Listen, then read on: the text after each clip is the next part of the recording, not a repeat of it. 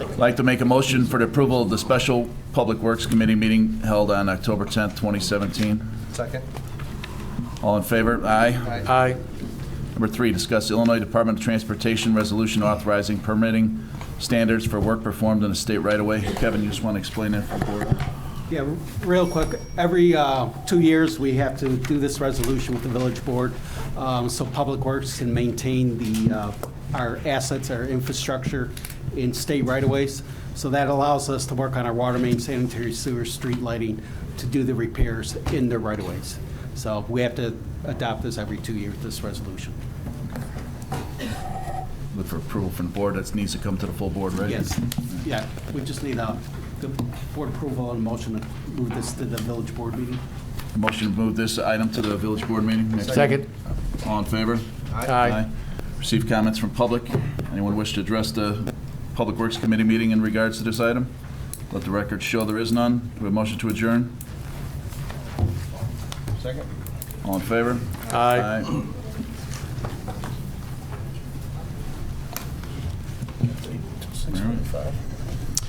Notice is hereby given at a special meeting of the Public Safety Committee for the Village of Tinley Park, Cook, and Will County of Illinois will begin at 6:30 on Tuesday, November 14th, 2017, in the council chambers at the Village Hall of Tinley Park, 16250 South Oak Park Avenue.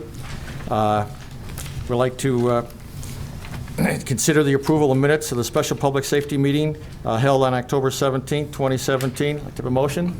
So moved. Second. All ayes. Aye.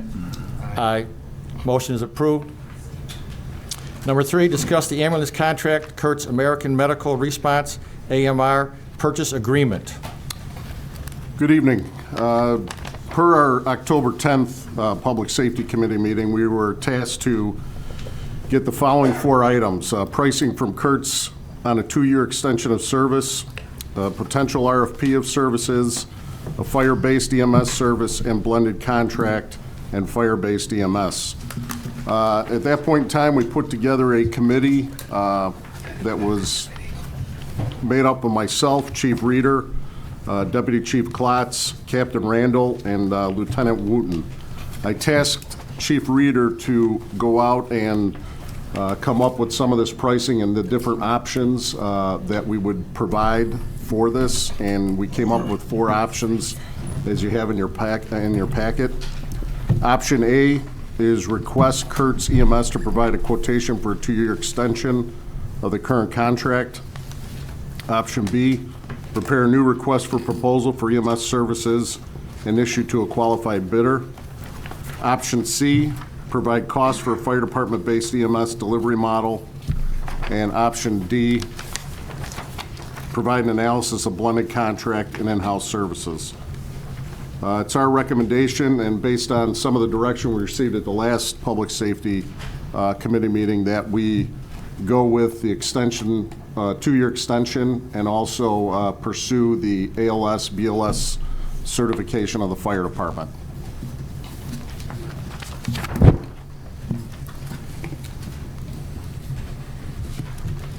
Any discussion from the committee?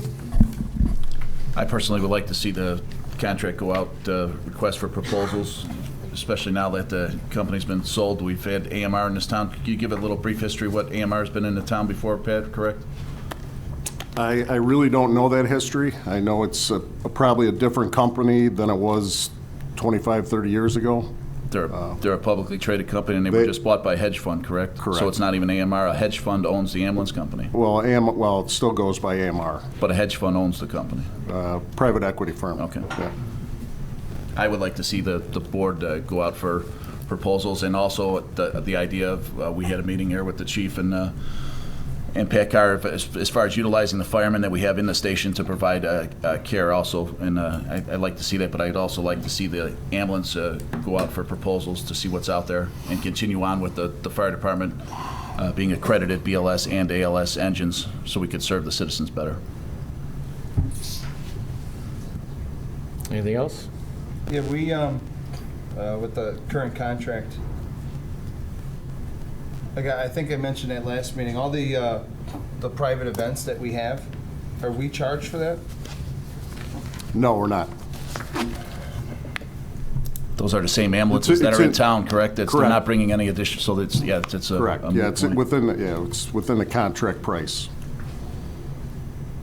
I always see the little advanced life support vehicle around town. How much is that in our contract? That is the day regional or the main manager EMS supervisor that is provided with the contract. That was in the contract terms. That was in the contract, okay. Yeah. How about our, I know we switched when we went from Trace to Kurtz. We now have our own emergency medical dispatcher in the 911 center. Are they credentialed, those dispatchers? Yes, they are. We've had, Kurtz provides a shift dispatcher, for our 911 center, and then we're currently, starting in January and February, our dispatchers are going to start receiving their EMD certification. I gotcha. I did a tour with Chief Reeder of the firehouses. I noticed now we have Kurtz is stationed inside the firehouses. What's the difference? Why are we inside now compared to just parking in the parking lots? Do you want to answer that, or? One of the things is we have better accountability of the ambulances. We have a more blended crew, fire working with the ambulances. We went to a fully automated CAD system for dispatch, so it's more efficient for the ambulances to be responding out of the firehouses. It's an all-around more efficient operation that we have. The one thing that Chief was showing me was the, I think you referred to it as like the exhaust capture, like device or something like that? Yes. Did well, you weren't around when that contract switched. Did the village have to pay for that? No, Kurtz paid for that. Paid for the fittings for it. We also have to provide living quarters for them, right, to sleep overnights. That's why we have 2 stations that are adequately. We have men sleeping with women in bunk beds, correct now? And now we have to upgrade 2 firehouses. I'm not saying that I'm against the proposal, but you want to just keep throwing stuff out here. There's a lot of facts to it. And then in RFQ, if we go out for proposals, the company could, obviously we wouldn't want to put them on the street. We'd want them in the station. So I mean, it's not, So the village, Brian, paid for the bunks and the recliners that are in there? Or? they stay in the station 24/7, so. Right, you have to. Yeah. So the village paid for it? Okay. No, Kurtz paid for their own bunks and their own, like recliners and stuff. Okay. Sorry, what were you saying, Dave? Well, I think what Pat was saying, I mean, there's other recliners that are paid for. Okay, so the village didn't pay for them, as he said. Okay. How about, Trustee Yunker mentioned at the last meeting something about, I guess they return money, which they didn't used to do in the past. How much money have they returned and where does that go? We've received approximately $330,000 over the last 3 years, and that's per the contract, based on their threshold of what they collect. So anything above what the threshold they set in their contract, minus the collection agency fee, would come back to the village. Okay. And where does that money go, Pat? I believe it goes in the back into the general fund. Okay. Pat, just one question for me. I know it's not my committee, but if we did an RFQ, how much time would we need to do that? We need to start that ASAP, so Because we'd have to. we have to give a 90-day notice. I mean, on the lease, on the new agreement, what's the timing on the end of it? Well, the timing of we'd give a 30-day. I know, so when's it due is what I'm asking. It's July 31st it ends. And we have to give 30 days before that. Right.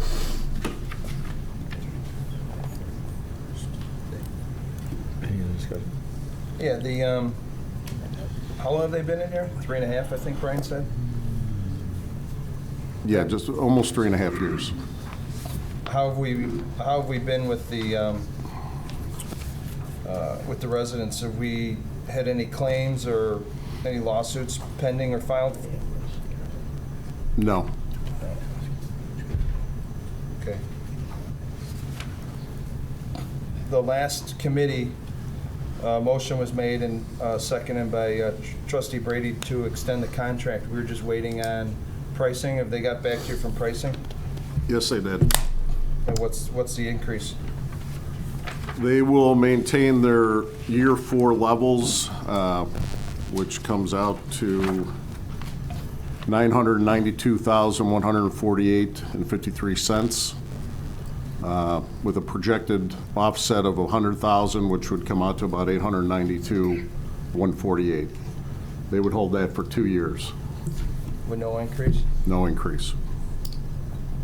Okay. And if we were able to get our dispatchers EMD certified, we'd have a further reduction of $196,000 when we were fully qualified. Okay. And that committee, that task force, who made up that task force or committee? Of the 5 people, it was Chief Reader and myself. Okay. And you guys are recommending to extend it for 2 years with no increase? Correct. How long would it take, it's mentioned in here, to begin the ALS, BLS certification of the fire department, chief? How long would that take them?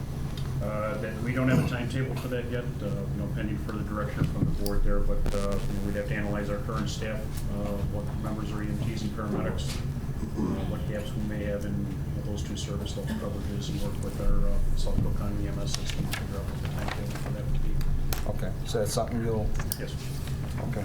Would this 2-year extension be able to give us what we talked about the other day about implementing our firemen to be able to be certified in all the different areas? Would that, in 2 years, give us enough time? Yes, and that would allow us to enhance the providers, or the transport provider system. Okay. That ends up being That's great. I'm not on the committee either, but I have a quick question. Do we keep track of the response times before and after folks were stationed inside the firehouse? I mean, are they coming down now, or? Yes, they are coming down, and we have tracked the ones previously with the previous contractor. But what we had there, which is a different capture rate of the timing, where we had a phone call that came into the 911 center was then transferred to the provider versus our automatic dispatch. When a call comes in, a button is pushed and the ambulance is automatically dispatched. So you'll- by- in So that way- there's response times difference of 30 seconds to a minute. Sure, you eliminated the middleman. Right. Well, it seems to me the key is to get the right people to the right places as timely a fashion as possible, so that's why So I'm we had no, asking that. sorry, go ahead. No, that's it. So we had no control over that in the past? So basically, our 911 center wouldn't have any knowledge of exactly where the ambulances are, or how long it takes for the call to actually transpire from when it's transferred? No, we would pass once the call would come over to us, we'd pass off to them. And working with the previous provider, they did provide us a location over the radio of where they were responding from.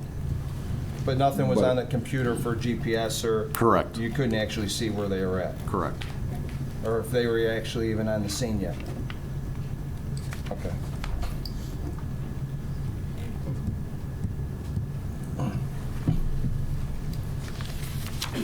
Yeah. Do our vehicles have GPS in them, so you could tell if they're, track where they're at? Yes, Is that something we could request, or if you yes, thought it was? that's what we did. Yeah, okay. Okay. But, yeah, I make a motion to extend it to 2 years and follow the chief's lead and looking to certify the fire department. Okay, motion's been made. All in favor, say aye. Second. Aye. Or second, I'm sorry, second? Second's been motioned. Now all those in favor say aye. Aye. Aye. No. Let the record show, 2 ayes, 1 no. Motion carried. The second topic is the Kurtz AMR potential purpose, or purchase purpose. Again, you received a letter from Kurtz Ambulance, and this is a letter and waiver agreement. And, per our contract, if there is a potential purchase, we're supposed to be notified within, give us a notification. Kurtz did that. They notified us. So they met that part of the contract. What they are requesting now is a waiver for 30 days so they could close on their purchase, and also a waiver of another clause in there that if they break the portion of the contract, a letter of credit is pulled.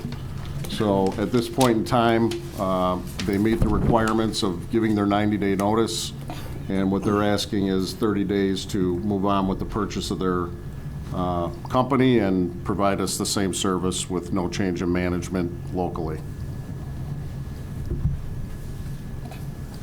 Have you read that, counsel?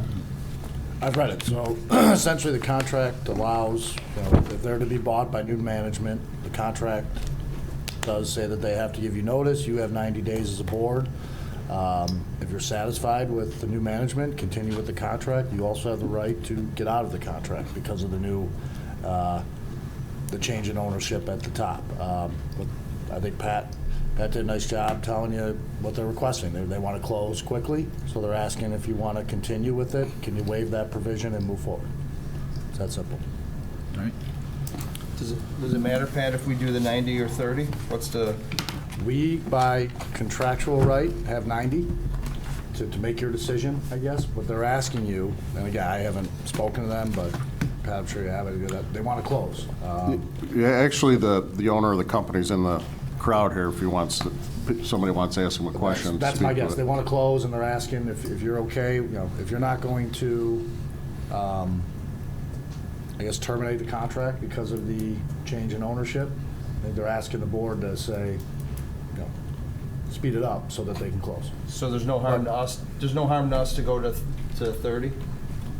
Harm to you? Yeah, there's nothing. Any problems with the village? You are contractually allowed to take 90 days. They're asking you to go to 30. I'm speculating as to the reason, but if you want to know the reason, I'd go right to the horse's mouth. But I'm just saying, there's no downside on our end. Other than you have less time to decide if you want to go forward. But downside, I don't see any. I think that's fair. Would the owner like to speak up and add anything to that? Well, the only reason we're asking is that we provide. You can come to the microphones. Everybody can hear you. So the request is that, again, I'm Tom Bano, President and CEO of Kurtz.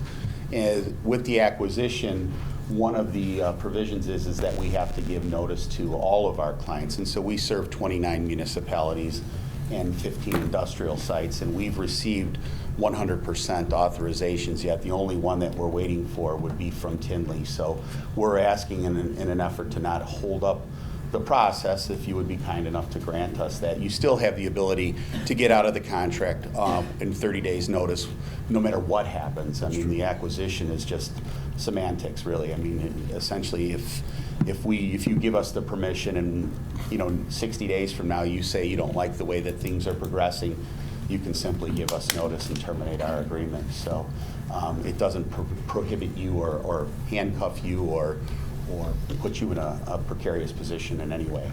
Well, I think that was Mr. Glatz's concern, certainly. Yes, As absolutely. well And as I all of understand. ours, so there's no harm to the village. No, sir. No, sir. And you still have our letter of credit that is securing the contract in the amount of $200,000. So even if we did something wrong, ineffective, breached the contract in any way, shape, or form, you not only have the ability to cancel the contract, but you also hold our letter of credit. And I think your attorney will explain that in better detail, how that works to protect you so that you can secure other services if in fact we don't. Just a little update on the acquisition. AMR is acquiring us, but please understand that it is remaining Kurtz. All of our management team remains consistent. All of your employees remain consistent. The terms of the contract don't change in any way, shape, or form. Really what the deal is doing is poisoning ourselves, just like a lot of our healthcare hospitals that are merging. It allows us better buying power, so hopefully we'll be able to increase wage, decrease benefit costs to the employees, decrease insurance costs to your community, and ultimately save you more money going forward. That was the intent of it. I can assure you that my family, we're still in the area. We're, in addition to ambulance companies, we're local funeral directors. I'm remaining. Nothing is going to change, and we're going to continue to commit to you to the same quality service that you've had for 3.5 years. Okay. Any questions?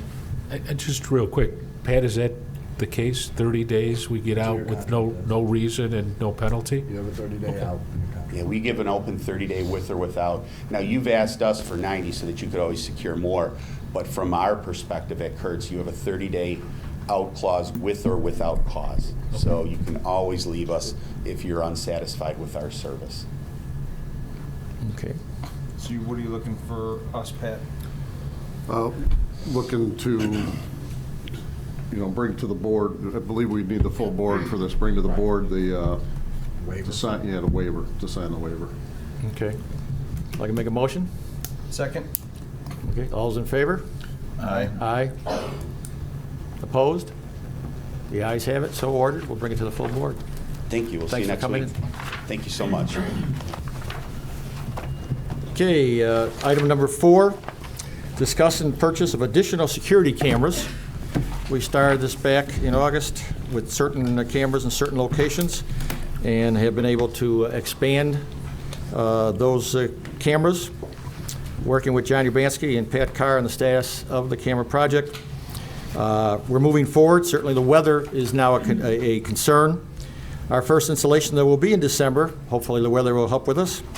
And the second one will be in January on 2018. There's been a great bit of detail relating to engineering and permits, as indicated before. So I'd like to turn this over to Pat and John to provide a little more information on the project and where it is as of today. Pat? Thank you, Trustee Brady. As you know, we're starting this first project on the job order contract system. That's an expedited system, so we could get to work right away on this first priority intersection at 183rd and Harlem. This is an expensive project, and this is a fast way to get it done, but for our remaining intersections that we want to do, there are quite a bit of engineering work that has to be done and permits that have to be done. So that detail work is going to take some time. So, we'd ask everybody that we do have a plan in place that we're trying to move forward with these things. But again, it's a budget item, asking for, more money that was not in a previous fund to get this thing rolling. But it is moving forward, and we do have a plan in place. I'll just turn it over to John here to explain a little bit more to it. Yes, sir. As you see in your packets here tonight, this is a follow-up on previous discussions at our committee and board level. Currently, we have a contract established with FH Passion through our JOC process, as Pat explained. Material has been ordered, processed with our IDOT maintenance agreement as began, dealing with our permitting there. Our background of not having any LPR technology in the village here. We have 2 cameras on hand that we're going to place outside of the IDOT jurisdiction on 183rd Street that would be facing east and westbound as shown in the pictures in the packet. By doing that, we're going to begin our proof of concept installation. Along with that, we're going to have our software set up to where it does speak with the State's Information Center, which is called LEADS. And at that time, then we're going to continually follow up on that installation until the remaining hardware comes in, which is estimated to be arriving towards December. Hopefully by that time, we will have all of our I's dotted and T's crossed, if you will, on the LPR technology. And then the additional 4 cameras, possibly 5, we are looking at one in the vicinity that could use some help, that will be installed and repaired under this scope. And then what I am going to ask the committee at this time is with the remaining funds to approve moving forward with the other funds that we have available. I believe we have approximately $25,000 available. Utilizing those funds to work with Burke Engineering, who has experience on highway cameras, similar to what we see for our I-passes and that type of technology. And they're going to work with us because they have the background with the IDOT and county permitting processes, which do require engineered drawings to apply for those permits. With that being said, in concurrence to the work that we're doing on the street here, I'm going to be working with Burke Engineering to start getting preliminary drawings and cost estimates together for the remaining intersections that we have discussed. I believe there's 7 other remaining intersections that we have still that we're looking at putting these cameras. Yeah, over on the west side, on LaGrange. Yeah, I can name them off here real quick if you're interested. Obviously, this intersection is 183rd and Harlem. Awaiting the construction at 191st Street, the expansion from Harlem to Oak Park Avenue. Those cameras will be, funds will be requested in the upcoming budget because that project is anticipated to be closing up towards the end of this fiscal year, beginning of next fiscal year. We're going to have approximately 6 cameras at each intersection at 191 in Harlem and 191 in Oak Park Avenue. Following that, we're looking at additional cameras at 159 in Harlem. Obviously, we have some jurisdictional things to work with on Orland on those, and we have met with Orland previously to this meeting to discuss some type of jurisdictional sharing on that video, because they do actually run on the same software that we utilize here in town. 179 in LaGrange and or 94th Avenue and 179. 183rd and White Eagle, which is feeds into the hotels back there, and Texas Roadhouse. 159 in Oak Park Avenue, 167 in Oak Park Avenue, and then possibly, if needed, along with the other 191 cameras, we're going to be looking at possibly some cameras at the exiting point, the west drive to the Brookside Marketplace, the west entrance to there. Again, none of these are in any particular order based on priority. It's just ones during discussions we have noted that bear some concern to the police department, and then in the future here we are going to look at prioritizing these based on cost and need by the police department. I know Kevin mentioned earlier tonight that we got over a big hurdle by getting permission from the state to get brighter lights out there, more LEDs. Okay.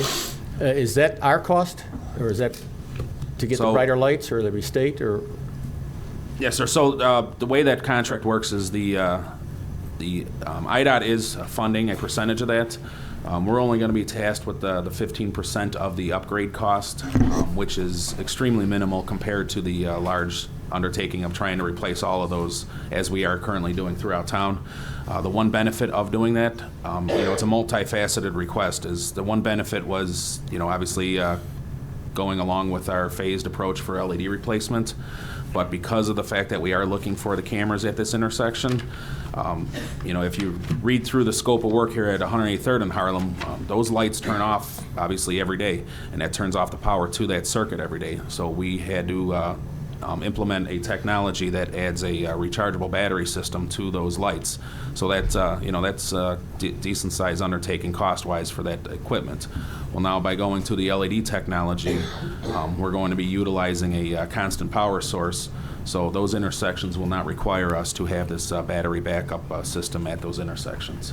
Are those batteries recharged by solar or by electricity? No, by electricity. So during the nighttime when the lights are on, that circuit is on, they're going to be recharging those batteries and that the battery pack that'll be on those poles. And then obviously during the day when those circuits turn off, those cameras will be running on battery power.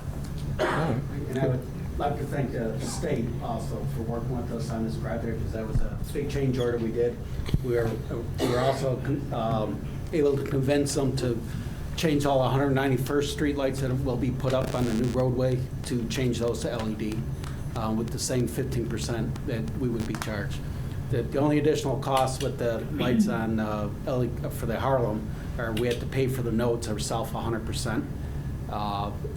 So each light, one of those lights will cost us a certain amount of money just for the node for each one of the lights. They're covering the LED part, but we have to cover the node.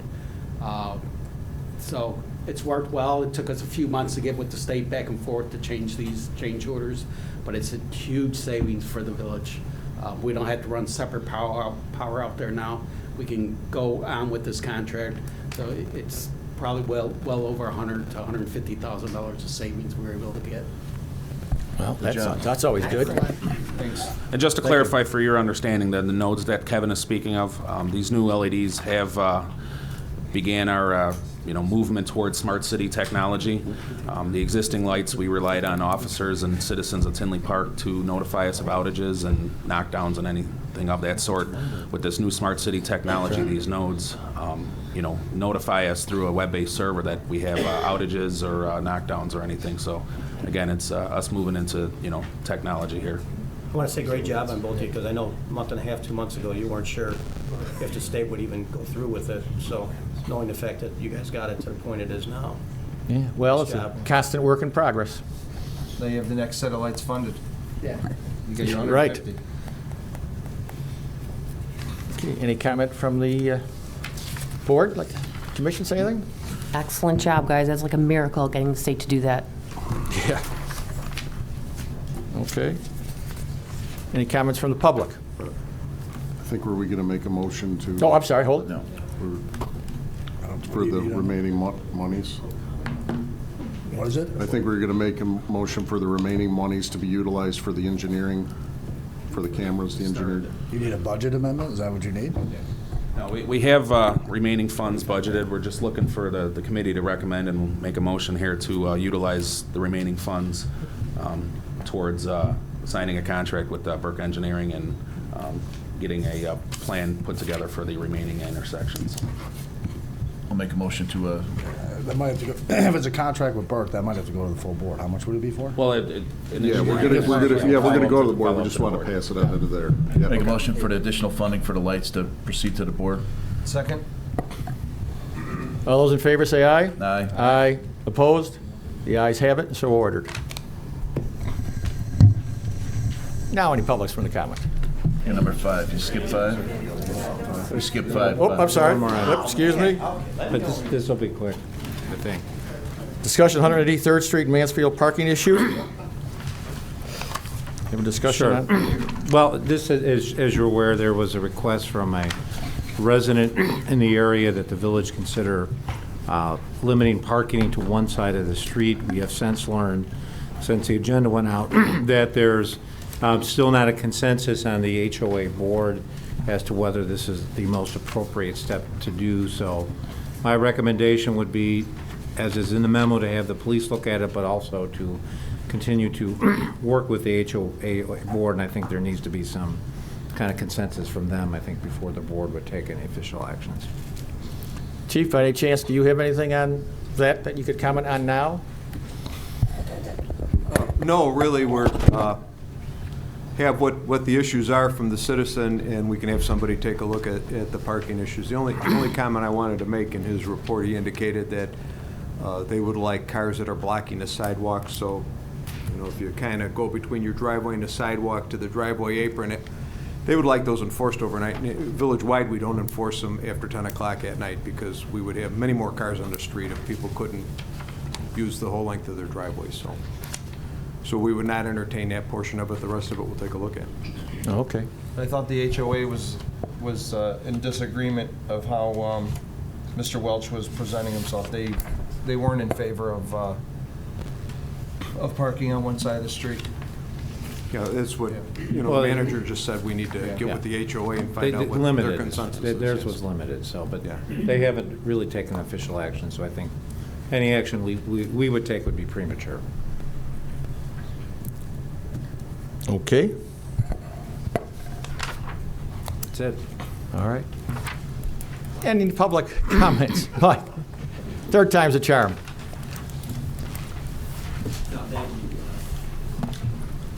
Thank you, Trustee Brady, and thank you, Mr. Urbanski, for the very thorough presentation that you gave. And, like what I do now is I actually, read the depth of the packet. I think the last 20 pages of the packet actually was in regards to this, so I thought it was a pretty thorough update. So I wanted to thank the time that you put into it, and Trustee Brady for making sure that it got into the packet. I thought, like I said, this is the kind of information that probably people are looking for. So I think it was very well developed and explained. So thank you. Keep up the great job. Thank you. Thank you. Any other comments? really glad to hear what you're talking about with the ambulance services and taking the time to figure out what the right thing is to do. I said it before, because of something that happened in my family, I've been very concerned about, the turnover with these services, and I'm glad that's the way we're moving forward. And I know nobody can answer my questions, but maybe somebody can get back to me. Do we not have any women firefighters in our firehouse currently? So if somebody could please tell me, however you get back to me now, get back to me on that. I wanted to ask about this $300,000 savings, but if somebody could maybe call me tomorrow and tell me about that, however these answers get to me now.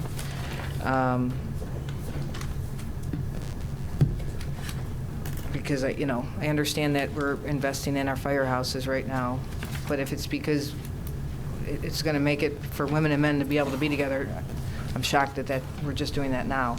And to me, that has to be done anyway, and to see our paramedics in our own firehouses eventually.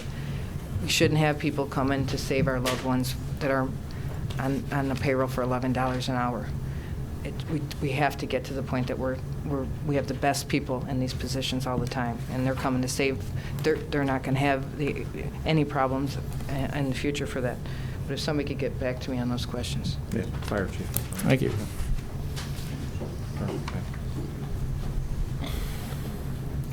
Hey, this is for Kevin. The lights on Hickory Street, are those the LED? Did you guys install? Or John? Okay, they're a lot brighter though than the previous ones. I just wanted to let you know. I mean, it's really lit up, and the pay box before, sometimes I'd use my phone to see my parking spot, but that's totally lit. But those are nice lights. I just want to say. Yeah, we did some upgrades out there, but those are not LED currently. Okay.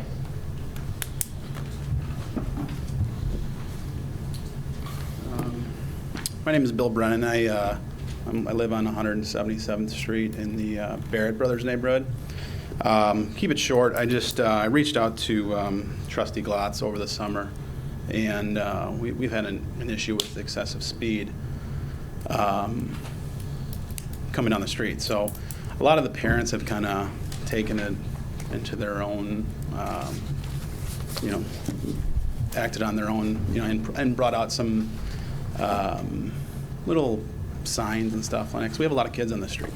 Rahoff Park is right over there off 177th and Sayre, or 70th Avenue, and we've had a lot of issues with, like I said, with the speed. And what I'm trying to do is, what's really important to me and my wife is that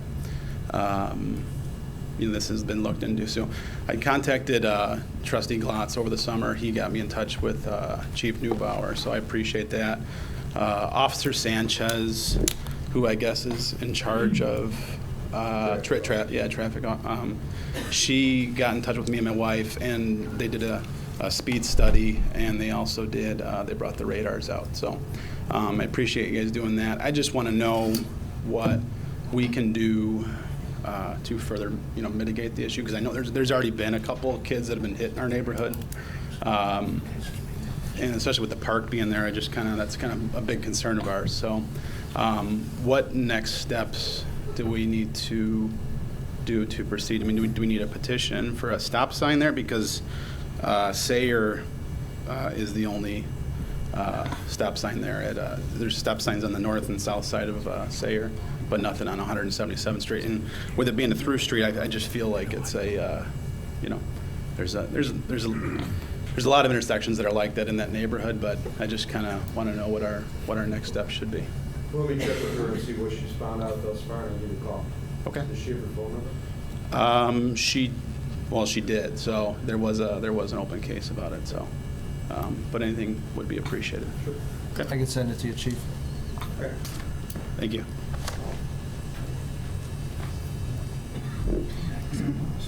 I know it's all of a sudden.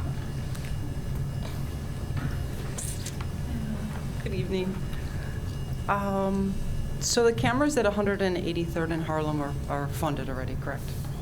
And there's an excess of $25,000 that will go towards engineering? Okay. Are the cameras at 191st in Harlem funded yet? they've got to be designed and everything else, yeah. So. Okay, I We gotta thought, wait for the road construction to be completed.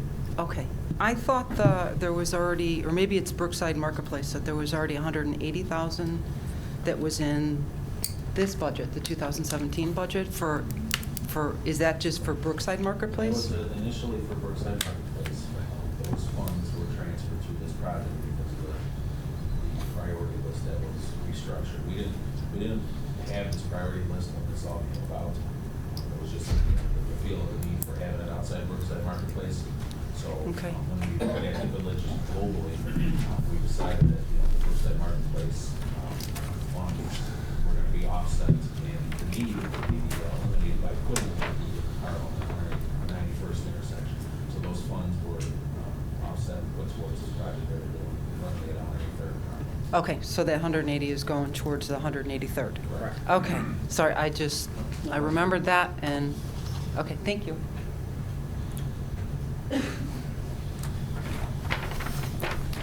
Any other comments from the public? I can make a motion to adjourn. So moved. Second. All those in favor say aye. Aye. Aye. The ayes have it, so ordered.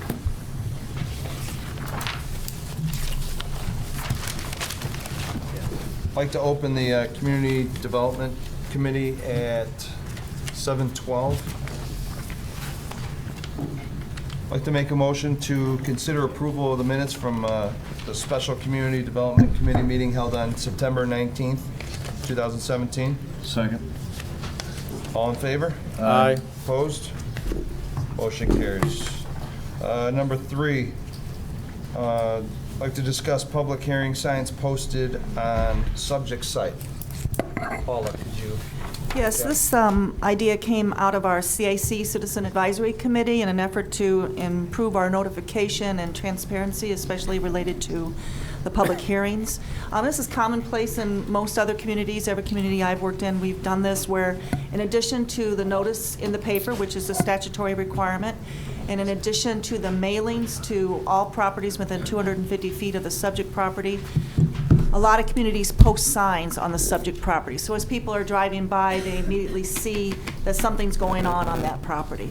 So this is just a recommendation where we'll just post a sign, and we'll actually link it back to our website, so it will be changing all the time.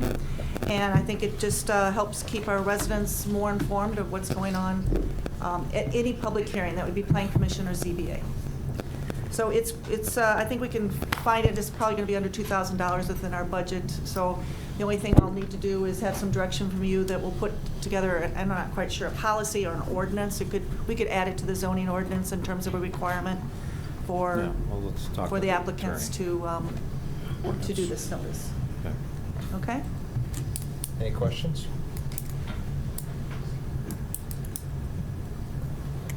So do we take a vote, or what should we?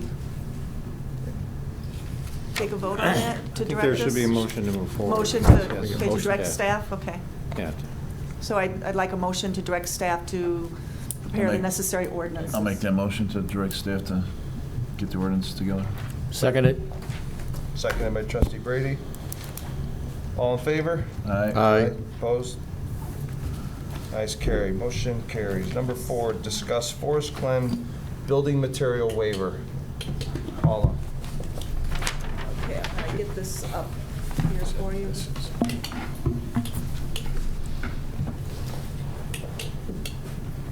Great. And I think you all can see this at your places. And I believe the applicant is here, but I've never met him.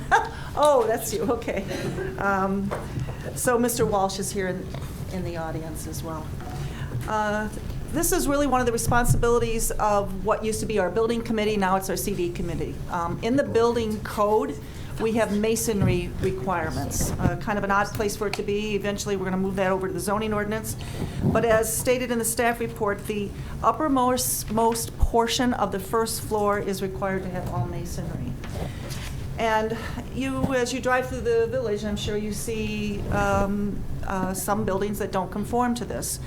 I suspect most of the ones that you see are older buildings, and they probably predate the masonry ordinance, or they have received a waiver like what this gentleman is requesting of you this evening.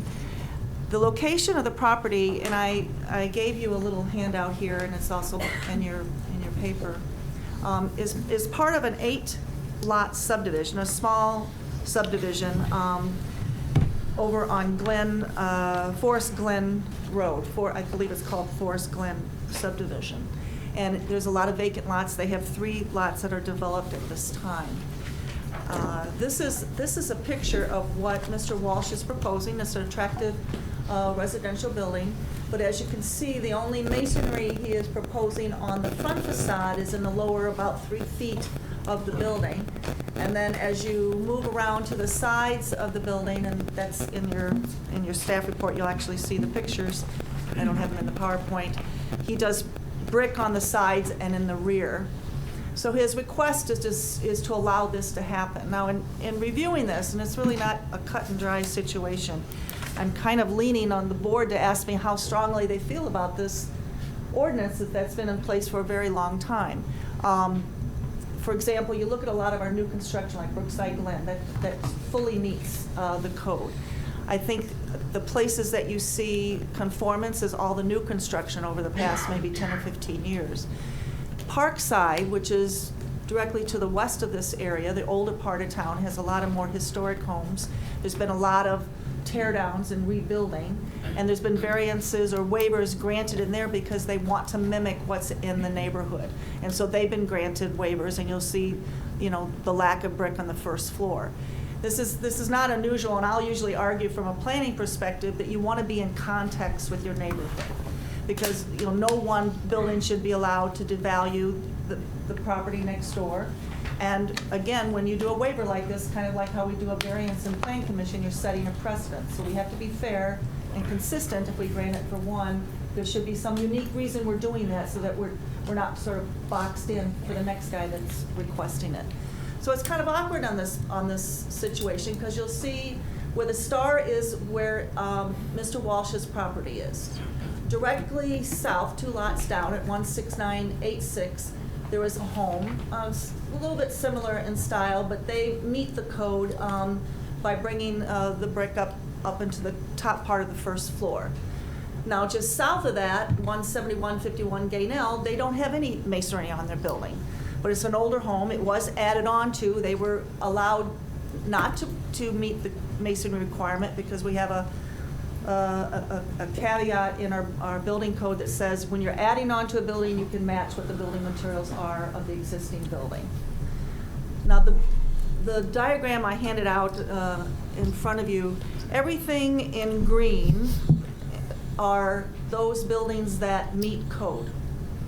In red, and you have that in your packet as well, Mr. Walsh went out and took some pictures. There's many more in the village. I was just trying to show you what's closest to the subject property. So A, B, C, D, for example, that's in Parkside. And if you drive through Parkside, you're going to find many examples where they don't meet the code. So one of the suggestions that I had was to kind of like go down the middle of the road a little bit. Now there, I guess I forgot, I put this is the building just to the south. And they do meet the masonry code for first floor. This is the building across the house across the street from them. This is the house 2 houses down from them. Oops.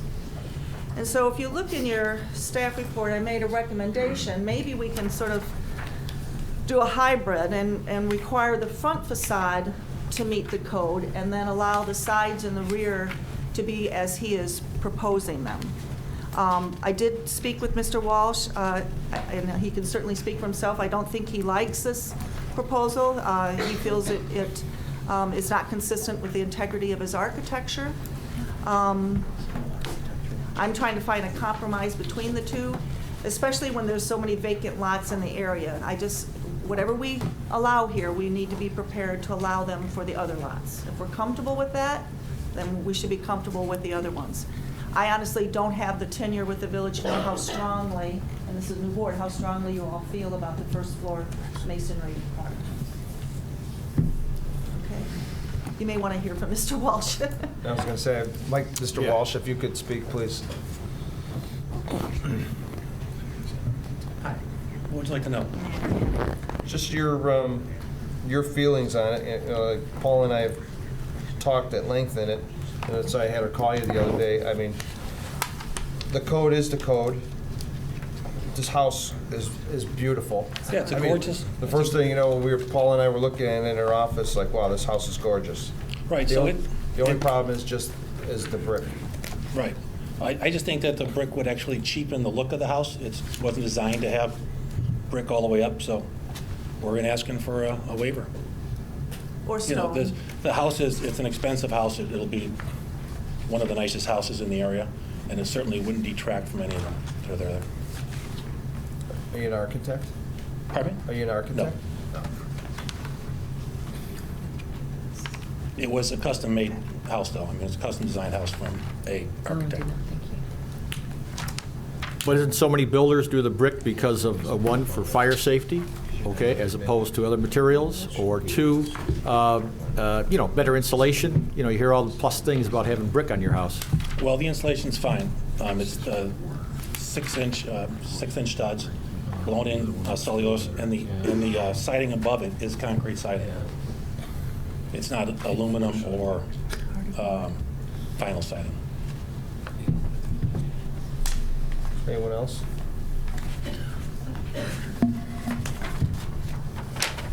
It's a tough one.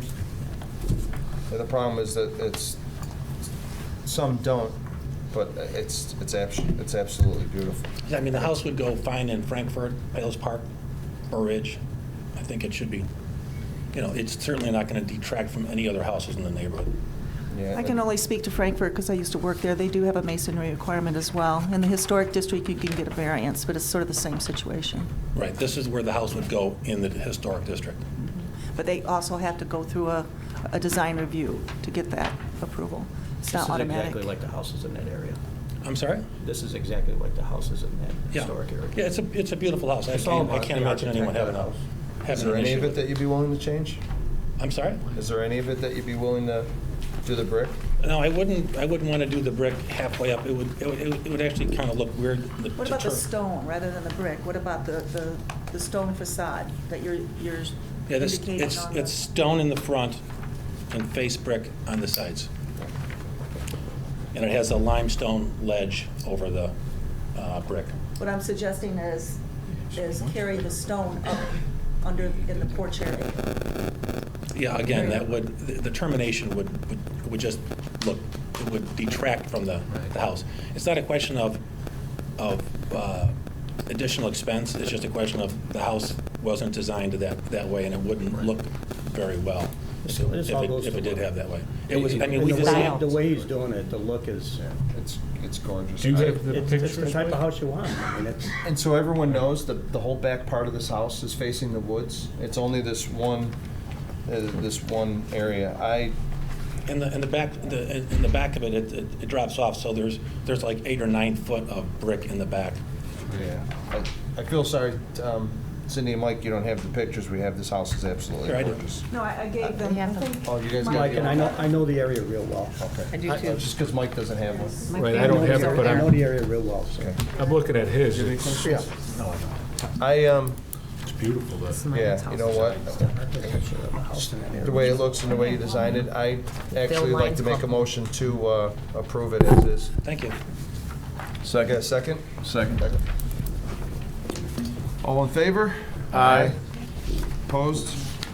It's a beautiful Motion house, by carries. the way. It is Thank you. gorgeous. Thanks, Mr. Walsh. Thank you. House is I beautiful. wish it was mine.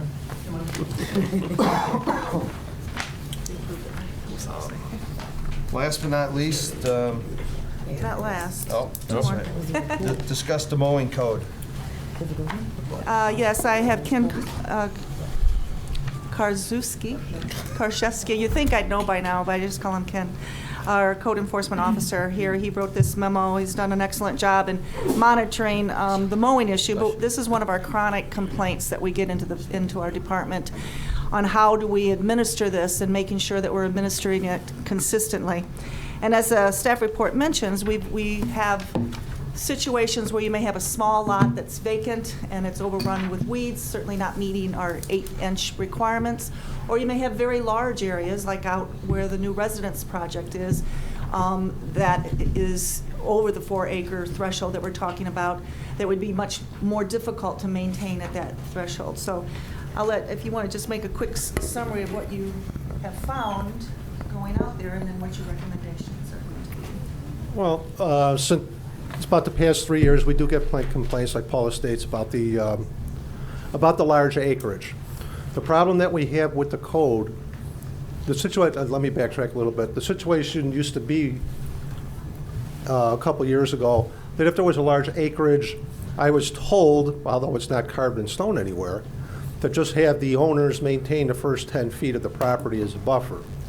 This is somewhat reasonable. However, what the problem is what acreage do we determine that that only applies to? Is it 1 acre, 3 acres, 5 acres, or in some cases 56 acres? Do we have the people cut it all to 8 inches, or do we not? We've had complaints from one person from 1 acreage where it's 1.3, where it says, okay, I have to maintain mine to 8 inches. How come they don't have to do it over here across the street where it's like 4 or 5 acres? And it's a good question, you know. So I wrote up this memo to attempt to address some of the problems that we have. And just driving around and looking at, for instance, the Park District. The Park District, they have some large acreage. It's 5 or 7 acres. Yes, they have a full-time staff to cut these acreages on a weekly basis or every 10 days and so forth. But what that proves to me is that this can be done. This is not a difficult thing. If you have a private person who owns 5 acres or 7 acres and so forth, are they going to be expected to do the same thing, to cut it down to the 8 inches? Looking at some of the properties that we have and just Googling some other ordinances throughout the nation, different towns have come up with different ideas of what they should do. And basically the conclusion comes down to it all depends what the village is going to be comfortable with. I would say anything under 4 acres, it should be maintained, provided it's not of low slopes and valleys and everything else, to a reasonable height of 8 inches. It's not that difficult to do. However, from a private standpoint, it could become costly for that person if it's during the raining season. You know, if it's going to be raining all the time. Are they going to be expected to cut it all the time, every week, to a height of 8 inches, even if we say, excuse me, at the 4 acres, they're supposed to do it? Is that still going to be reasonable? What we need to do is put something in the ordinance to say that, yes, this is what we expect them to do. For discussion purposes, we can make it 4 acres. Instead of 4 acres, maybe we can go 2 or 3. My general consensus is that 4 would be semi-acceptable. Anything above that, 4 acres and above, we should be expected to maintain a buffer strip. If you have a large acreage that abuts residential property, I think 20 feet, based on the complaints that I've received from the residents, from people within the town, I think that would be an acceptable amount. Previously it's been 10 feet. I think we can go a little bit longer with 20 feet. That's just a couple more swipes of the mower, in my opinion. When we have empty wooded lots that abut the street area, some people complain that the trees and bushes and so forth are overhanging, and it makes it difficult for them to come out of their driveway. I would propose, okay, if you do have a heavily wooded lot, you don't necessarily have to knock down all of the trees, but I think it should be expected to maintain them to a height of 10 feet and above. There should be no branches hanging down any lower than that. And that's basically it in a nutshell. I would look at anything to be maintained 4 acres and under to the 8 inches. Anything above that to have a 20-foot buffer strip, and trees to also be maintained. And these were just examples up here that you saw in the PowerPoint in our community that were showing where the threshold hits. So when you start to get out to the larger acreage, which is out by Brookside Glen, we're up to 56 acres out there. So they would be required to keep the 20-foot mowed strip, or if it's cultivated, anything between the cultivated land and the right-of-way would have to be mowed at 8 inches. So we'd appreciate your recommendation or direction to the staff to prepare the right amendment to our property maintenance code. Thank you, Ken. I appreciate it. Any questions from anyone? What is it now? The It's distances, just- I'm sorry, I'm not on the. It's 8 inches, and it doesn't distinguish the size And then we just sort of have an informal policy that says if it's a large acreage, we cut the first 10 feet, but it's not an ordinance. It's So you not- want to spell it out, so Yeah, we he wanna knows make what sure that to... we're- I would recommend that we actually do that because you do get in a lot of discussions with residents about that. Okay. Yeah, like Brookside Glen, we were out there several times. I met Jim out there, Jim Well, you met. can point to it in the code if somebody has a question. Yes. Exactly. A motion to Yep, direct I'd us like to make a motion to, prepare the appropriate ordinance as recommended yes, by the staff. mowing code for vacant parcels. Second. All in favor? Aye. Number 7, receive comments from the public. Did I have to do this one more? Number 6. Waiting on first reading? Oh, that's right. Yes, 6, discuss waiving of first reading policy that we discussed last board meeting.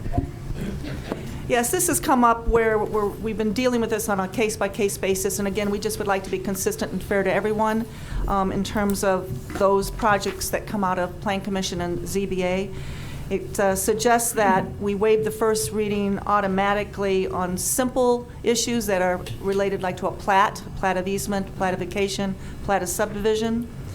In those cases that are a little more complicated, such as variances, special uses, if there's a unanimous approval by the ZBA or the Plan Commission, we request that we could waive the first reading on those.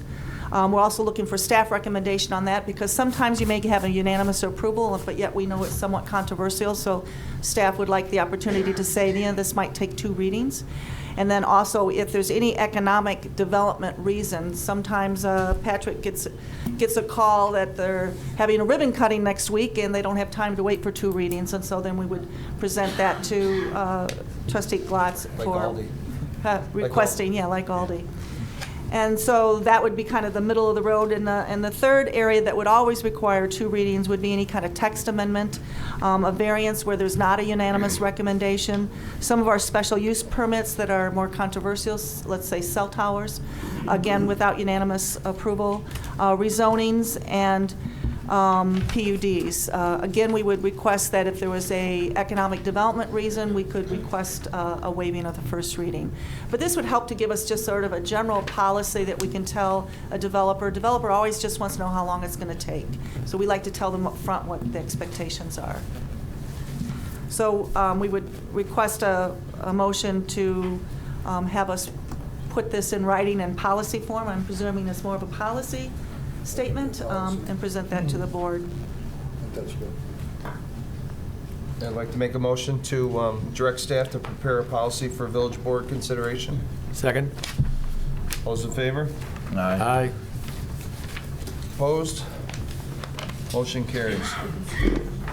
Number 7, receive comments from the public.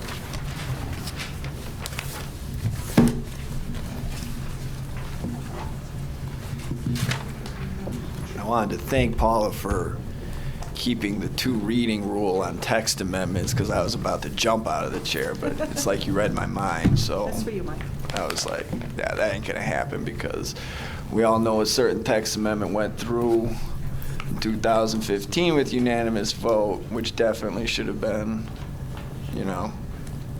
read, reread, 3rd reading, 5th reading. So, thank you for acknowledging that text amendments definitely should have 2 readings. So, I also wanted to commend you. I think the having the signs on the property themselves when there's a zoning. You had mentioned that earlier in the meeting. I think that came up at a Say it again, I'm sorry. when you have the proposal to have the actual sign saying that this yes. property is going to be rezoned. Yes. Because amazingly enough, not everybody's on Facebook, and these things people don't read deep down in their newspapers, assuming they even have them at all. So I think that's a great idea. I can't remember. I wanted to say Orland Park or Orland Hills had it, like one of the neighboring towns. And I thought, like, Most this of is them do. So when that was presented at that citizens advisory thing, I was glad that it finally came to fruition now. So thank you for seeing that through. Appreciate it, Paula. Any more comments? I'd like to make a motion to adjourn. So moved.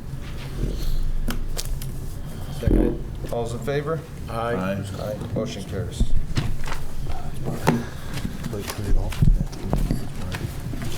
I'd like to call the Committee of the Whole meeting to order. I'd like to make a motion for the approval of the minutes of the regular meeting of the Committee of the Whole of October 10th, 2017. Second. All in favor? Aye. Number 3, discuss request for interest for the Tinley Park Mental Health Center. Dave?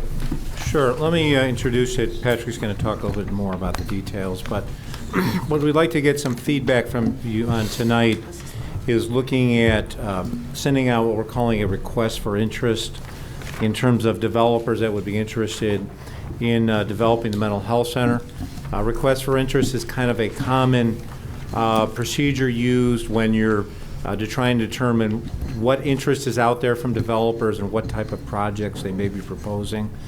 So basically, as you know, we are still, the state of Illinois made a decision several months ago that they were going to reappraise the property and essentially kind of start from scratch the process that had started 3 years ago.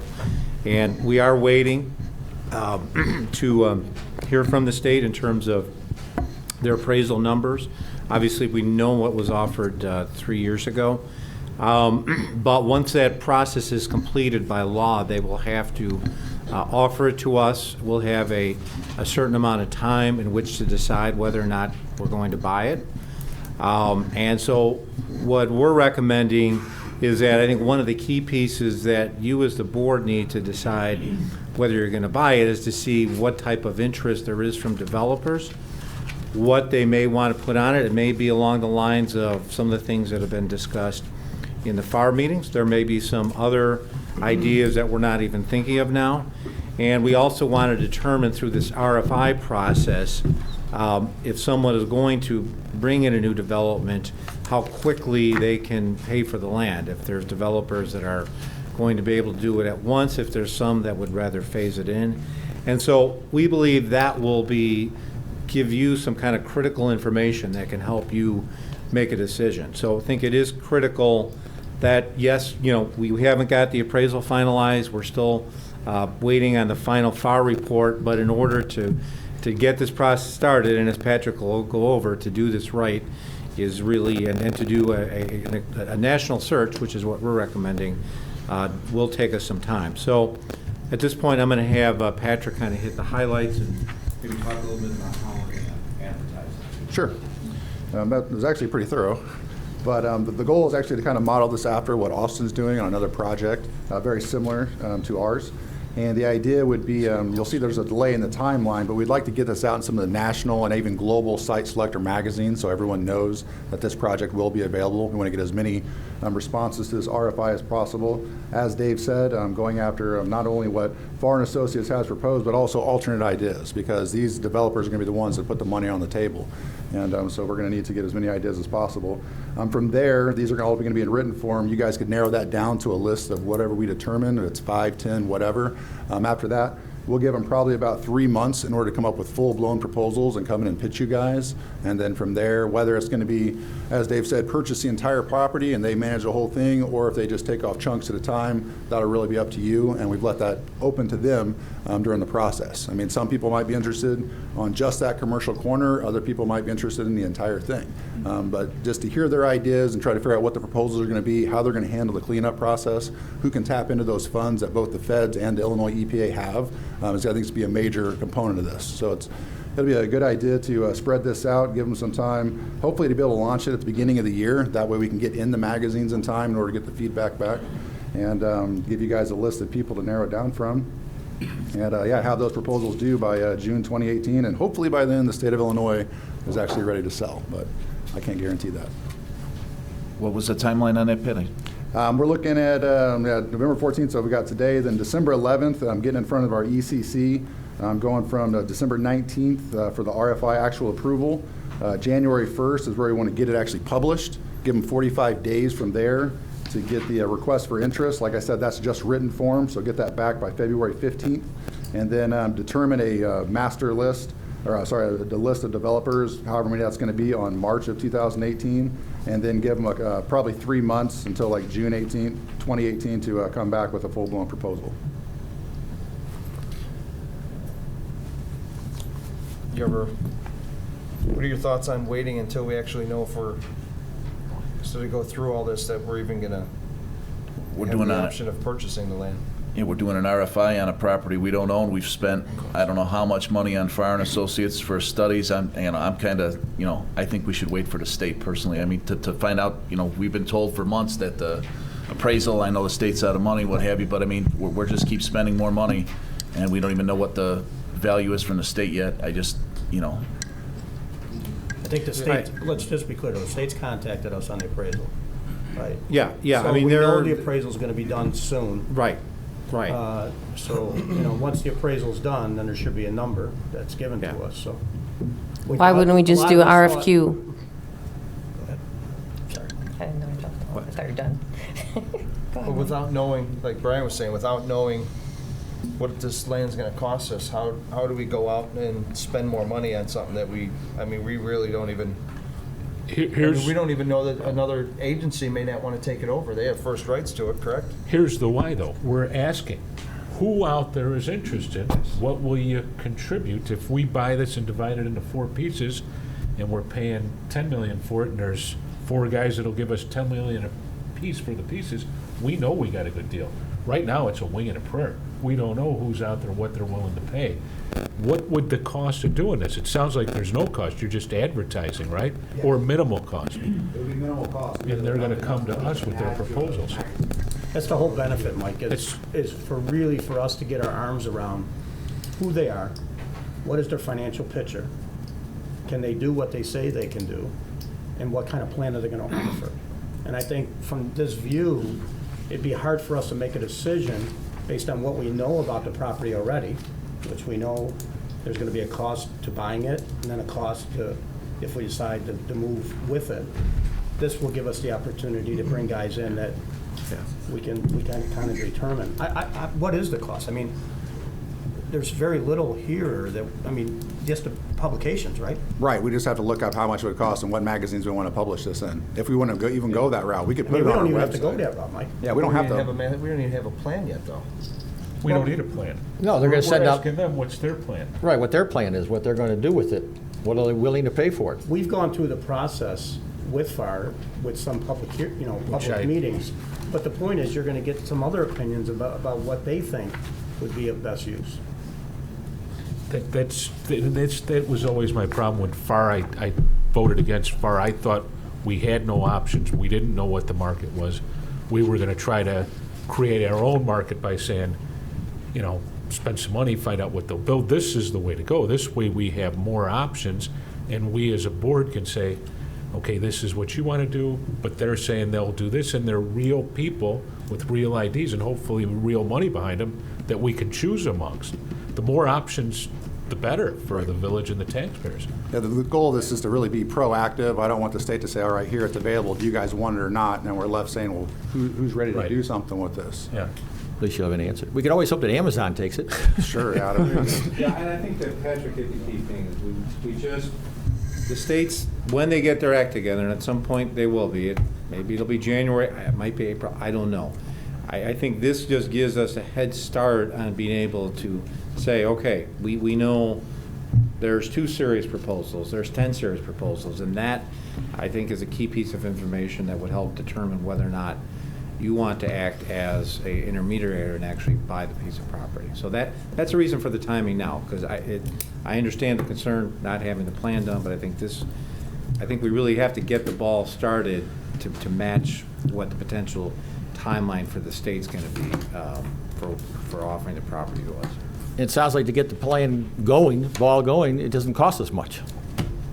It's going to be it's mostly time. Right, time, but Staff time. for advertising, get it in the books and different places, stuff like that, it's not going to cost us much at all, just to have a backup when the time happens with the state. But the problem is, Mike says, ideas, developers' ideas. If we do an RFQ, an RFI, they're just going to be giving their ideas to everyone else. A developer is not going to want his ideas voided and everyone to know what he's doing.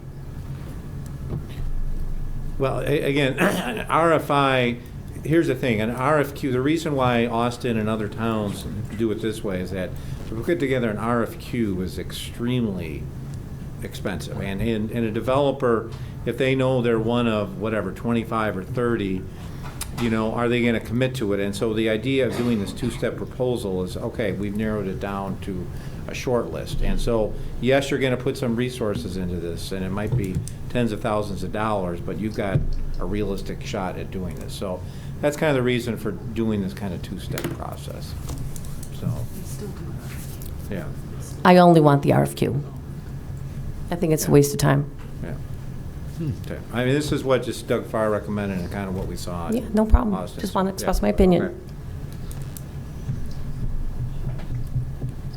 So what are you looking for from us? Just everybody's opinion on it? I, for one, you know, Yeah, and we'll come back with a... I like the idea of yeah. having as many options as possible, and when the time comes to make that decision, to know that there's developers that are out there ready, willing, and able to invest in this town and to have an idea of what they plan to put here, Yeah. would make me a lot, Yeah.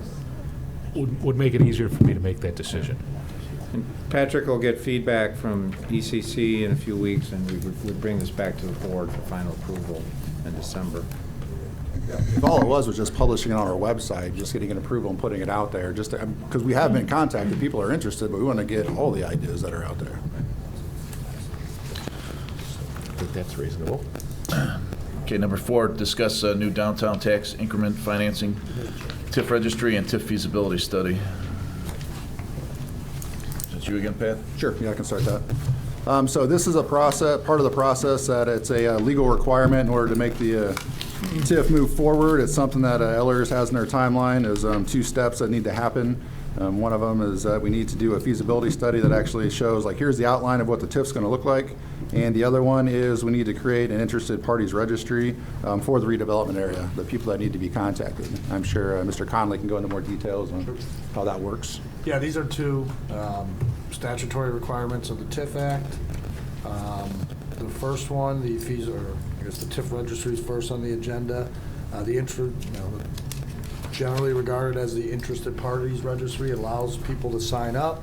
They become interested parties. That means they get, they get all the notice of anything that would go out in the TIF. There's some other rules that it's generally it. You create this registry. It's held by the clerk's office. Folks can sign up and get noticed on things about the TIF. The TIF feasibility study, obviously, TIF areas need to qualify. There's certain benchmarks that need to be made. Companies like Ellers and others, they do those studies. Again, when an ordinance discussing and authorizing that study has to be passed, and once if you're to pass this ordinance next week, all of the taxing districts have to get it. We have to mail it to all the taxing districts. So those are the procedural steps of TIF creation. So again, other ordinances down the road, but these are ready to go now.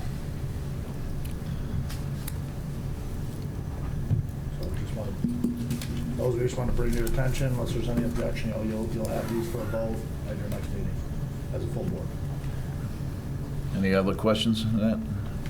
If not, number 5, discuss board met tot lot transfer to the Tinley Park District. We'll talk about Sure. the park that the village owns. Sure. This is kind of a unique situation. About 17 years ago, the village basically carved off 4 lots in Meadow Park Estates for some of that for use for a park, and the residential subdivision was built there. One of the lots that was remaining out of those 4 lots was the village asked them to develop it as a small tot lot with the hope that the Park District would accept it. However, Park District had standards that this was below the minimum size for Park District requirements. So basically the agreement was made, the village essentially purchased, has installed the equipment, and has replaced it, and the Park District has provided basic maintenance for the park, but not the ownership and the various capital investments for the park facility. So a couple of years ago, John Curran told me that it was time probably for the park equipment to be replaced.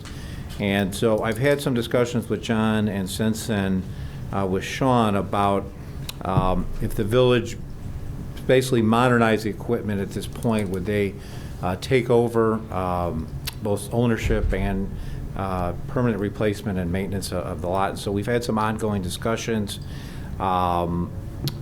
And recently, new director, and he's actually come across a potential grant that we could actually reduce our cost. We had actually put in this year with the hope of cementing this deal with the Park District $100,000.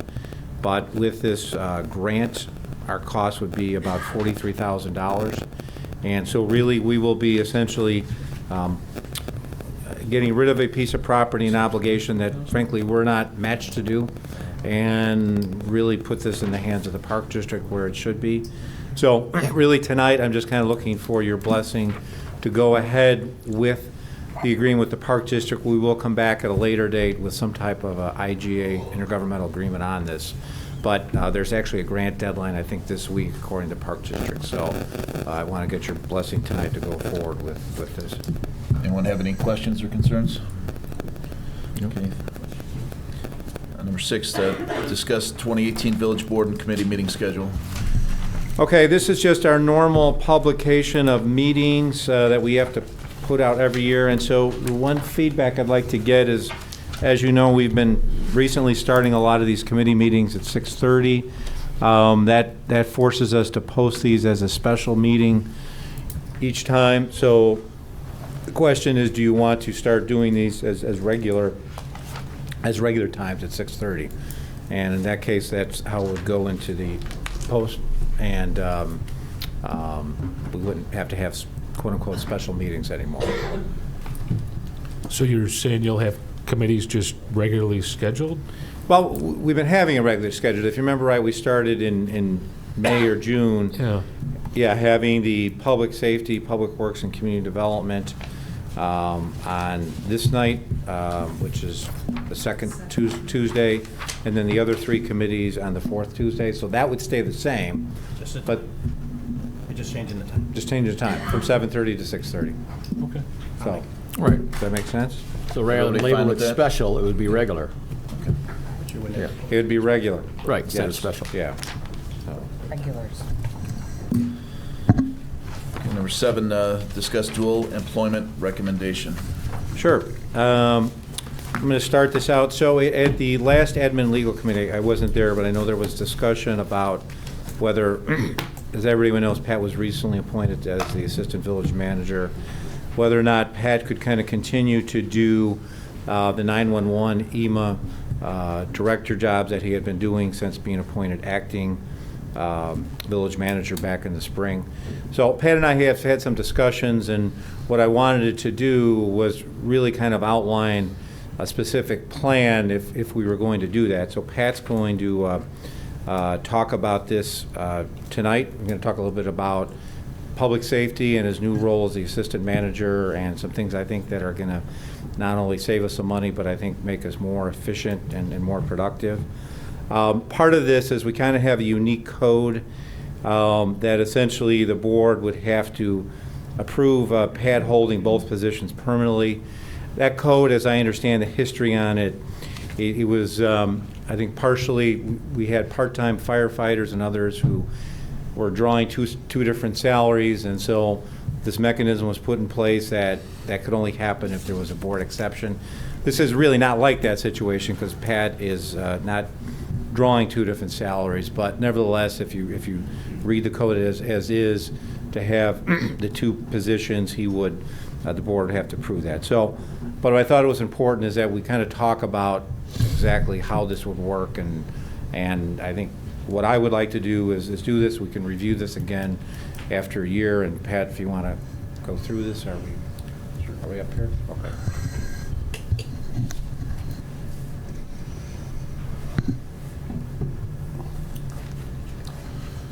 Yes, thank you. About 2 years ago, I actually brought a plan to Dave in regards to try to streamline some of the different functions in the village as it related to public safety. Back in 2012, I was asked to come into the 911 center and repair some of the things that happened there. We had a an unfortunate workplace environment there. We removed the 911 supervisor. I was asked to go in there to reorganize that department. We did that. It was a long road, and the bottom line of that process was not for me to do the day-to-day operations in there, but to get the management structure back up and running, a better management structure, which we did. We created a quality and training manager position, and then we also created a 911 operations coordinator position. From two capable professionals in that 911 center that were there, those folks have not only the knowledge and the training. Lisa Cordham, who's the current 911 operations coordinator, has received her certification as a registered public safety leader for that. Very competent and capable individual. Her job is to run that 911 center day to day, and she has been doing it. To go with a little bit of the public safety concept is, with the assistant village manager, is bringing the 4 different departments under the assistant village manager. The police department, fire department, emergency 911, and IT. This is, again, a concept that I brought to Dave almost 2 years ago. And again, that gives myself and Dave a good, efficient span of control for management. There's 9 departments. It's very heavily involved now, the departments that Dave has in the development that we have ongoing right now. And it gives him a break for me to handle these departments more efficiently, that we could get things done. Part of that process is to upgrade the EM and 911 administrative assistant to full-time. That would cost about $33,500. She's currently at 30 hours now. Oh, did she? All right. I can't see up here. All right, I'm going to do it, okay? Put your glasses in. So that'll bring her to full-time. A lot of our duties in emergency management are administrative, with our duties that we owe the county and the state. Cindy Prophet is the current administrative assistant in there right now, and we do work hand in hand not only on our quarterly filing paperwork, but our emergency operations plan updates, various things like that. We both continue to go to meetings. She attends the meetings also, but by bringing her to full-time, it'll provide a more efficient way of doing the administrative work, lessening off of that aspect of me and letting her provide that type of duty. Utilizing a current EM part-time structure for our event and incident management, that's one of the things that we developed there. We have a very robust event schedule now. So our emergency management members are out weekly doing different duties. Those duties are supervised by the different officers that are assigned to that shift. That's a program that we created and grew with the help of Steve Clemmer, Wayne Bulger, who are our top guys there.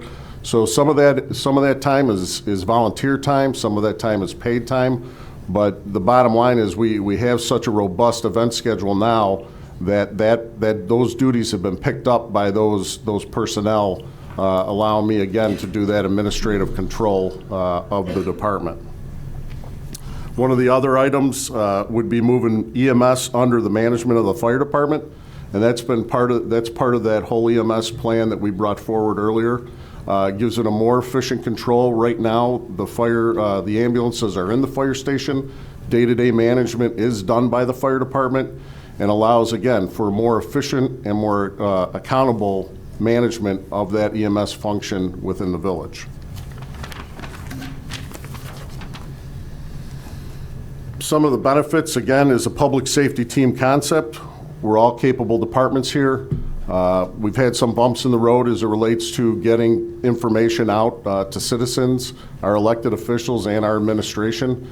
And with the help of the citizens in the past 2 years of letting us know that, we have made some, drastic changes. And what this will allow is getting us all on the same page, having one voice moving forward, so we get an efficient flow of information back and forth. Potential cost savings right off the bat is over $150,000 by eliminating a position. Myself, I work daily across all these village departments for the last 12 years, so I'm known and people know who I am, and I've worked daily with them across there. And again, I maintain extensive relationships with all the local, county, state, and federal agencies. And bottom line is I'm able, capable, and I'm ready to do it.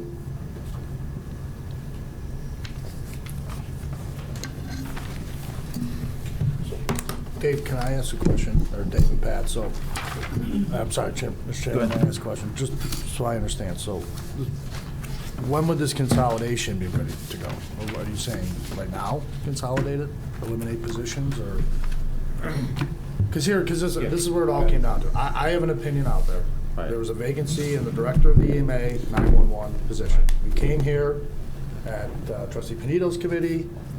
We came, the questioning, Pat indicated that he could do both jobs, and the question became, well, is there a vacancy? I get some people disagreed with my opinion on whether there's a vacancy, but one of the things I've advised this board is told you that, in order to have dual employment, there's a policy, it's not the code, it is a policy that says you can't have dual employment unless the manager recommends it and you consent to it.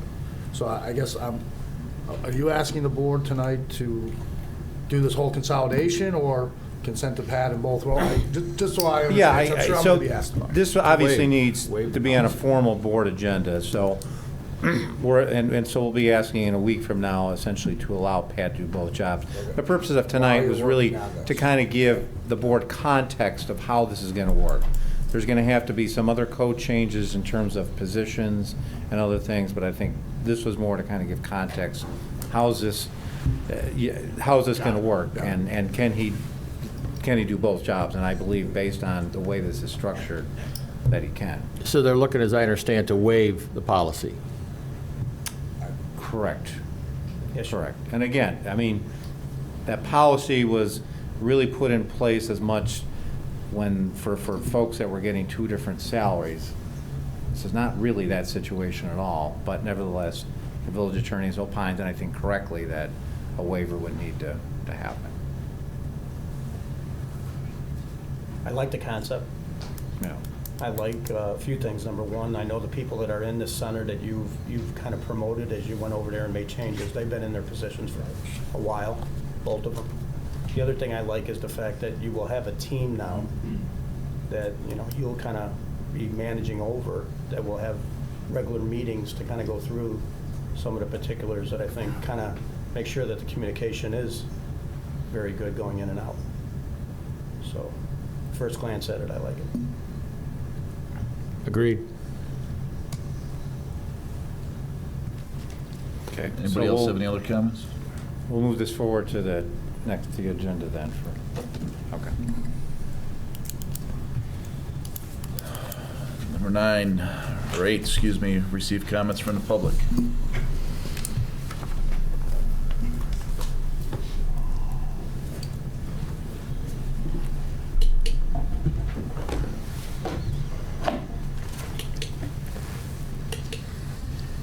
Stick to a script, Mr. Chairman, and realize that I'm time limited. I may have to ask you for a little more time. The reason why I do that, I'll explain as I go through. Mr. Niemeyer's memo is the latest effort to sabotage transparency and open government in Tinley Park, launched from this staff table right here.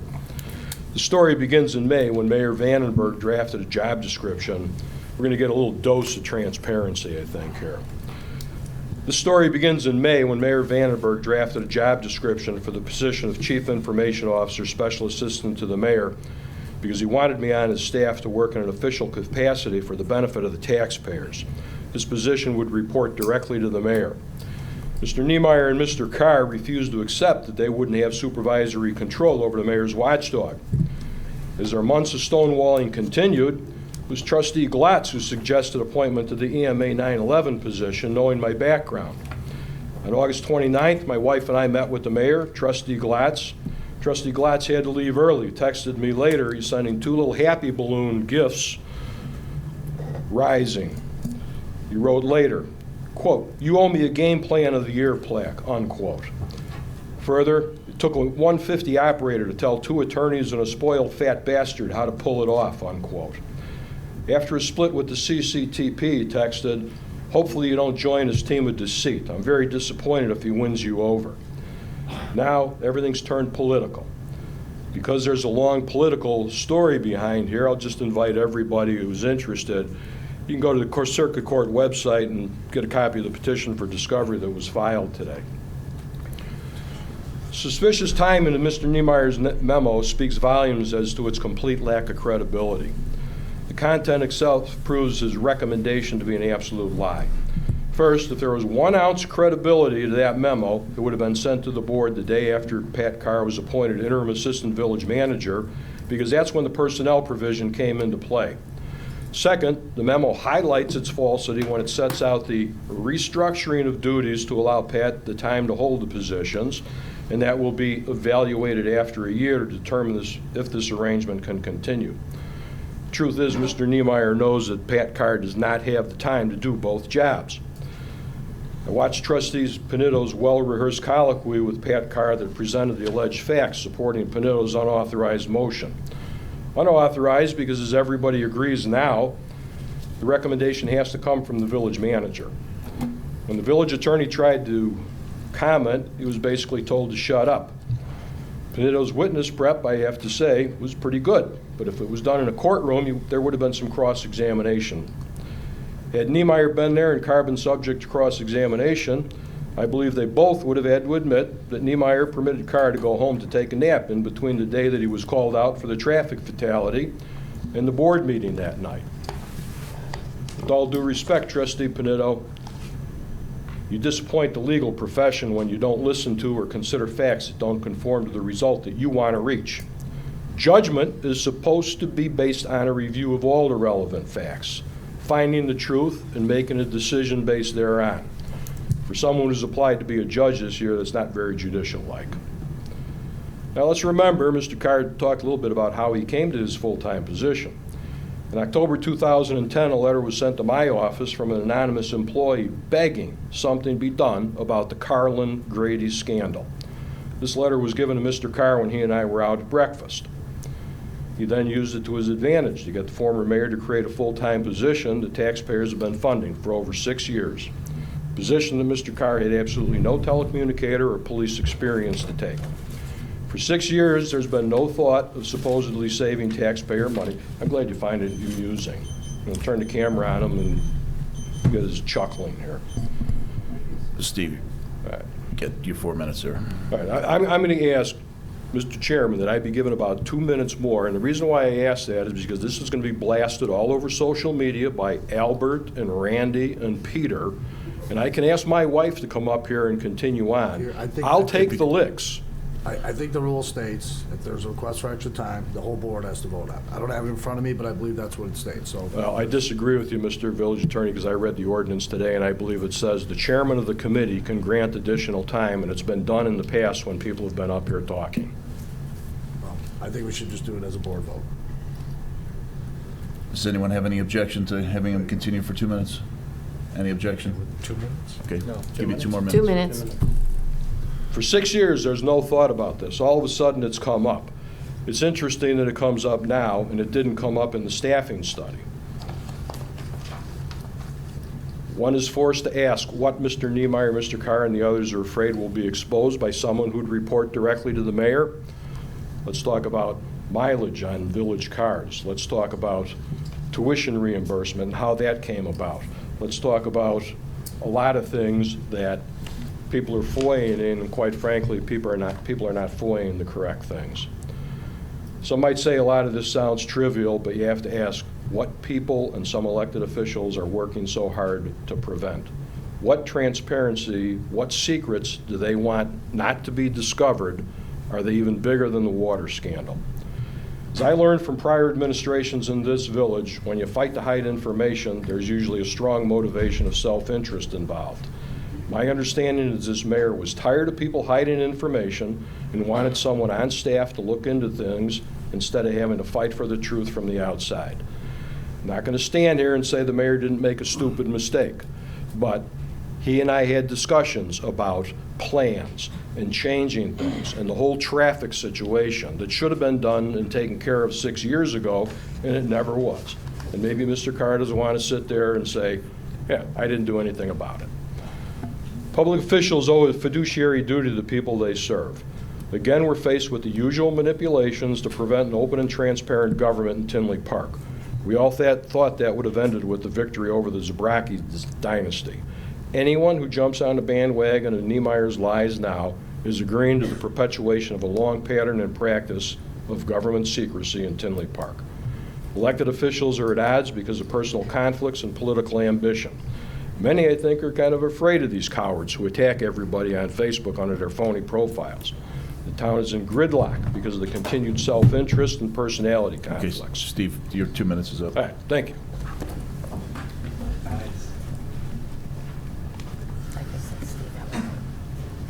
I'm not even sure what even to say about that, except that I have watched this crazy show go on for 2 years. And the people I can believe in are the people that are the staff. Not all of them, but a lot of them. If what he is saying is true, I'm going to assume our mayor is going to be stepping down, and I'm assuming there's going to be others that are going to step down with him. Because I'm not going to blame the people that are doing these jobs, that I can see them, what they're doing. And I see the manipulation. If you have to think we are the dumbest taxpayers in the world to buy this. And I don't know what we're going to do, but I will reach out to whatever level I have to until most of you guys are going to step down. Because we can't continue to manipulate the people that, these are their jobs. I've heard from people that are worried about losing their jobs. They do things because they don't want to lose this is asinine, the way we set this up. That we allow a board that changes over and over to manipulate it. And I'm not sure what's the truth in this anymore, but I question a lot of people's motives and leading people to do things that they really shouldn't be doing. And all I know is that the taxpayers are paying for this over and over. How many legal bills do we have to do? If we consider now putting somebody in place in a position that is out there causing our division, complete division in this town, we have a town of wonderful people. Wonderful people, and we're being manipulated over and over, and I am sick of it. And I'm not sure who I'm going to reach out to, but I will absolutely reach out to this, because if what he's saying is true, and half of you are in this already, which I already knew about, I figured out a lot of it, but not all of it, this is going to end.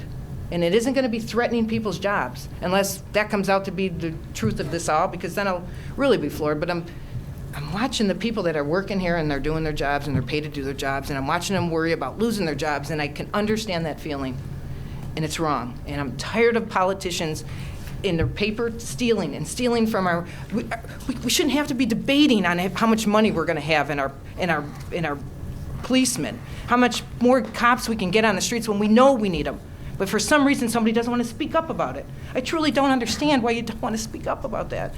If we're going in cameras directions and that's the wrong directions, I don't know. I'm a mom. I'm a mom that first I had my husband have a stroke, and then I had my son with a gun in his head, and I'm sick of it. I'm sick of watching you guys do nothing and then try to manipulate everybody. This manipulation is ridiculous. This has got to end, seriously. And I hope that either you guys step down and let somebody else come up there, or do the right things. But if you're going to now start taking people's jobs from them over the manipulation of one man that has something on one of you, whatever it is, I don't know. But I'm tired of watching the games. And you have to think we're stupid to sit here. This is reality TV. It seriously is. And everybody better start doing the right stuff, because it's not going to end here now. Now we're going to have to reach out to somebody much higher and find out what this is all about. Seriously.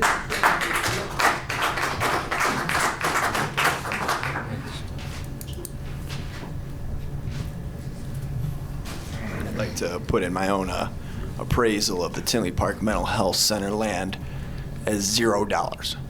Because if you look at the assessment that was given by the engineering firm, that you're looking at $12.4 million to clean it up.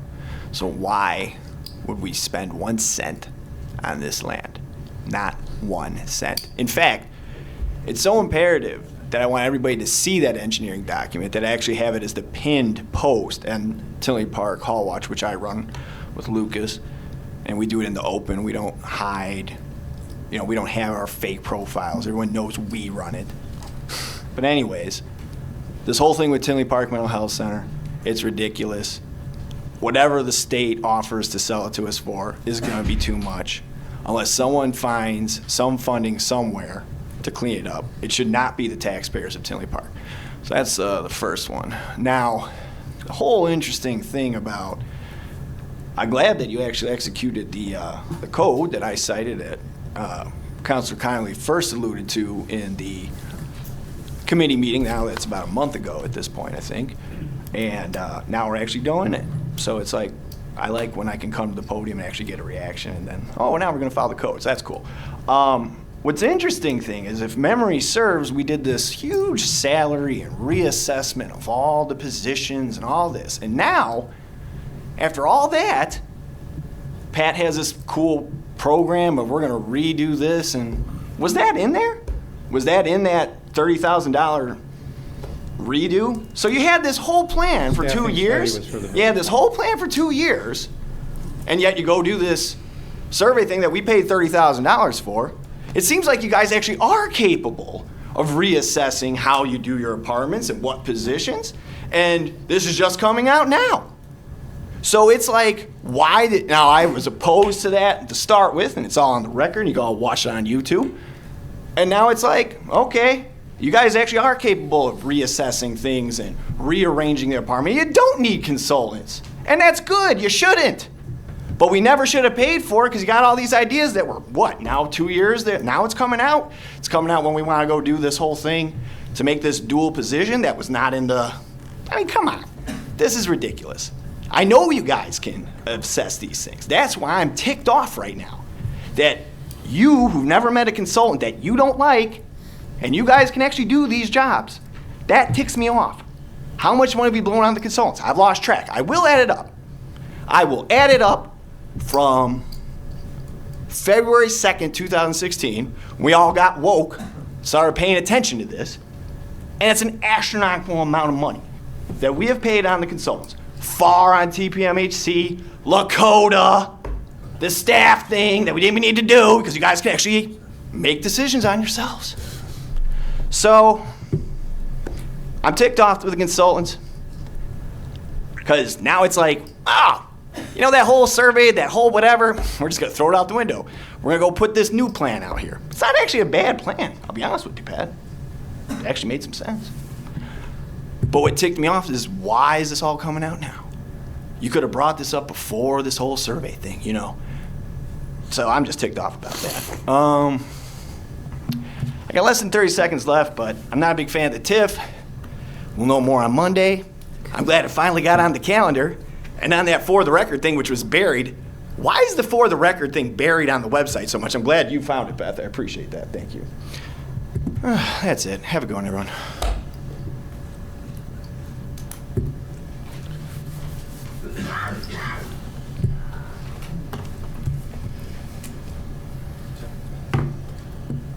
I'd just like to point out, I'm not a fan of all the studies either, but I think what all of us tend to forget is they may be recommended by staff, but they have to be approved and passed by the board. I think we need to stop blaming the staff. They're doing their job. I, for one, thank you for everything you do. Thank you. If there's no one else, do we have a motion to adjourn? Second. All in favor? Aye. Okay, go ahead. Sorry. Good evening, everyone. Good evening. I'd just like to say regarding this TIF coming up, if you notice on Oak Park Avenue, there hasn't been any development for the last 10 years, all right? And this town is becoming stale, and our taxes are going up regardless, whether any development goes on or it doesn't, all right? Our taxes are going to increase, our town's becoming stale, and our property values are going to go down, all right, regardless. So if we consider this TIF, and I'm going to, you know, I don't want my taxes going up, but I don't want to see this town go down the tubes either. And if we don't start seeing development going on Oak Park Avenue, we got 3 prime properties. We got South Street, Bremen Cash Store, and the old Central School. We need to see development there. We need to see the people come downtown, shop, spend money there, keep this town viable. So, and one other thing, Pat Carr, he can do that job. He can do both of them, and I hope you consider him highly for both positions, so. Thank you. All right. Thanks.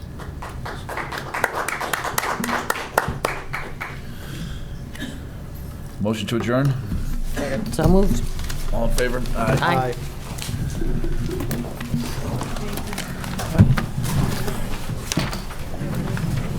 Motion to turn the heat on. Motion to get a popsicle. You think so? Oh, God, yeah. Could have been one.